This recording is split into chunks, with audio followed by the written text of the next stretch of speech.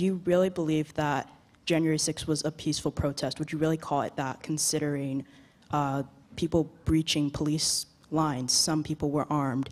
There were broken windows. People wanted to hang Mike Pence.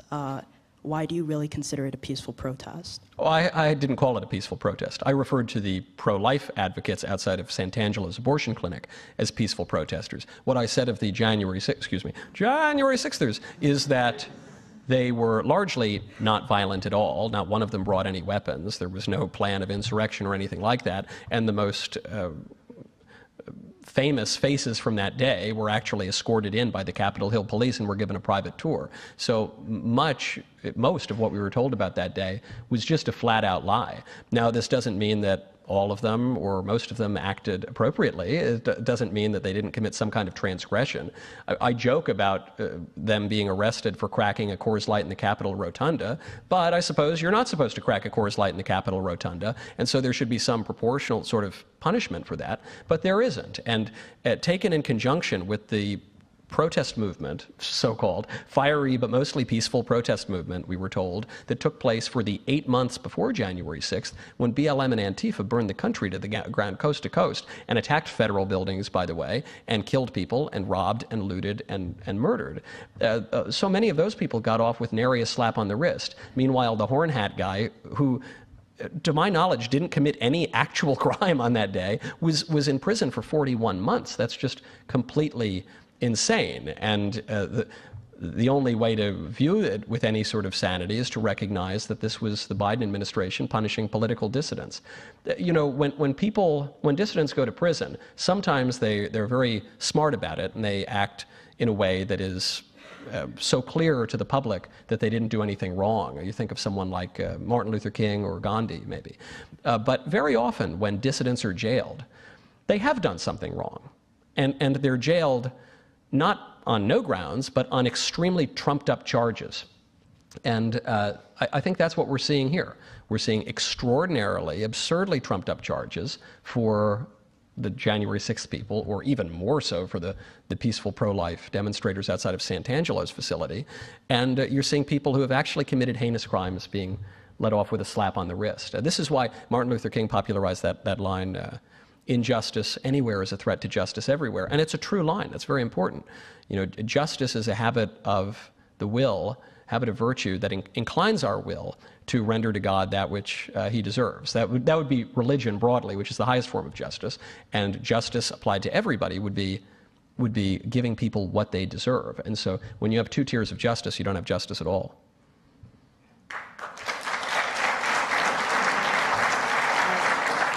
Just a follow-up question, going back to the horn guy. So you're saying that he got a little over 3 years in prison. He broke into the Capitol and... He was escorted around the Capitol by Capitol Hill police. He wasn't escorted? He was. It's on video. So are you saying that if this was Antifa, as a lot of right-wingers were claiming it was in the early days before it became very obvious that these were Trump supporters, are you saying that if Antifa broke into the Capitol in the exact same way, you would downplay it in the same way you're downplaying? I don't think I'm downplaying anything. I think I'm seeing things clearly and stating my opinion, which happens to be correct. If this were Antifa, they would have brought bombs, which they did when I spoke at the University of Pittsburgh just about 6 months ago. If this were Antifa, they would have maimed people and probably killed some of them. But that didn't happen with the January 6thers. The only person who died in the political violence of January 6th was one of the January 6thers who was murdered by a trigger-happy cop. That this is contrary to what we were told by the media, but the media lied to us. And then the so-called January 6thers, who may have behaved in an improper way, I'm not suggesting they didn't, were sentenced to years in prison over crimes that should have received a slap on the wrist. Meanwhile, people who committed heinous crimes for months were given a slap on the wrist when they should still be in prison today.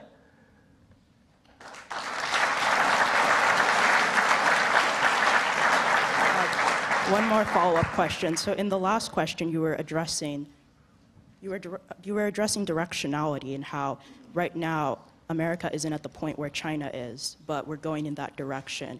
Do you think that talking about breaching the Capitol as though it's an everyday thing and it's, you know, improper, but it's not worth 3 years in prison, let alone 30 years for treason, Do you think that's taking us in a bad direction?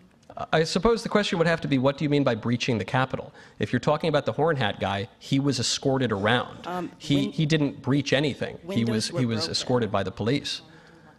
And so if you're asking me, is it good to make a nuisance of yourself in the Capitol? No, I don't think it is. And I think that it ought to be punished in a way that is in proportion to the transgressions that were committed.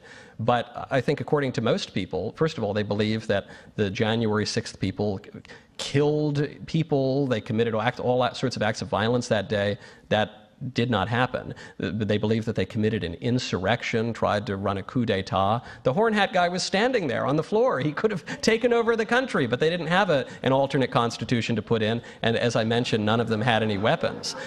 Not only was the January 6th incident not the worst insurrection in the history of the United States, it wasn't the worst attack in the history of the U.S. Capitol. Not even close. It wasn't even in the top half dozen. As I mentioned earlier, the Capitol has been blown up on multiple occasions. As I mentioned earlier, in the 1950s, Puerto Rican nationalists broke into the Capitol and started shooting congressmen. 5 of them were injured in that. And what happened later on to those people? Jimmy Carter, a liberal darling, let them off the hook. What happened to the Weather Underground when they came in and blew up the Capitol, blew up part of the Capitol? Well, Bill Ayers basically got off the hook for his involvement with Weather Underground and went on to become a mentor to Barack Obama. What happened to the half dozen mostly left-wing attacks?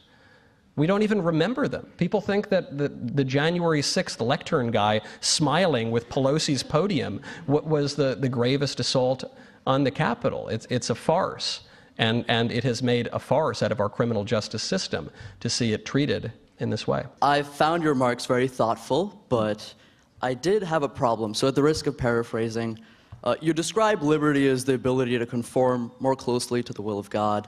You describe the government's provision of choice on matters of contraception and abortion, at least for adults, as an attack on liberty, as you defined it. You found it important to remark that Joe Biden, the president, acts against his private faith as a Catholic in support of abortion, contraception, and whatnot. So my question is, do you not find it important to separate church and state? What is your view on the public atheist and the private practicer? Not only do I not find it important, I don't find it possible. I don't see any way that one could separate church from state. It's never happened ever in the history of our country or any other country.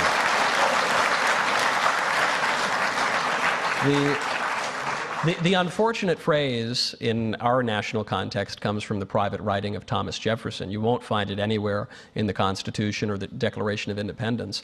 The Constitution provides in the First Amendment that there will be no established church at the federal level. The reason for that is not because they wanted the country to be atheist, but because there were already established churches at the state level, which persisted for decades after ratification. John Adams was clear about this. He famously said that the Constitution is only built for a moral and religious people, which was not just soft soap and a nice little sentimental quote. That is just a fact about how the Constitution works and how free people can operate. John Jay said much the same thing. So many of the Founding Fathers said the same thing.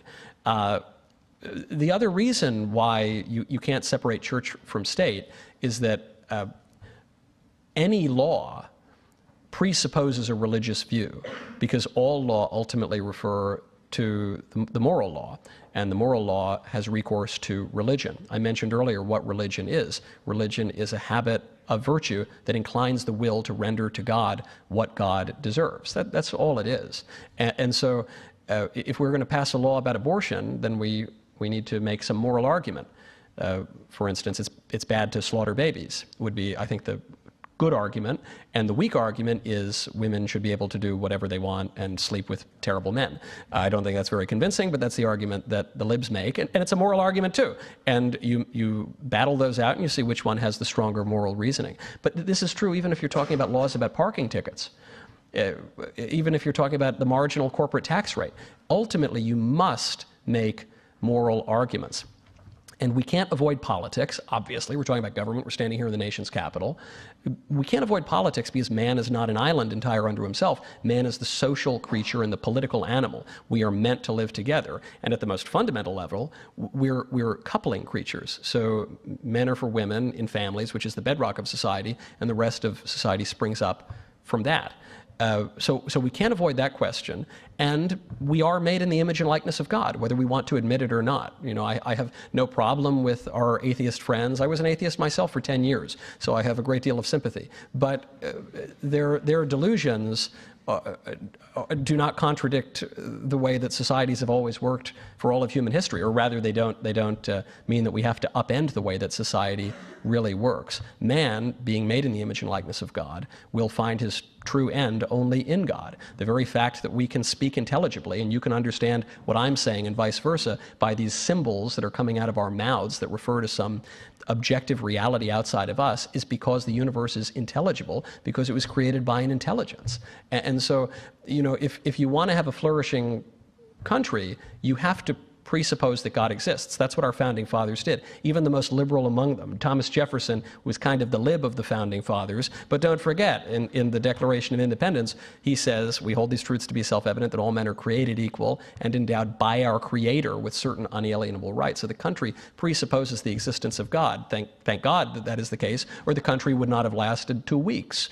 And as our country turns away from God, you see those institutions crumbling, because John Adams was right, and the Reddit tier atheists who insist that we throw out the entirety of accumulated wisdom from all of human history are, unsurprisingly, not right.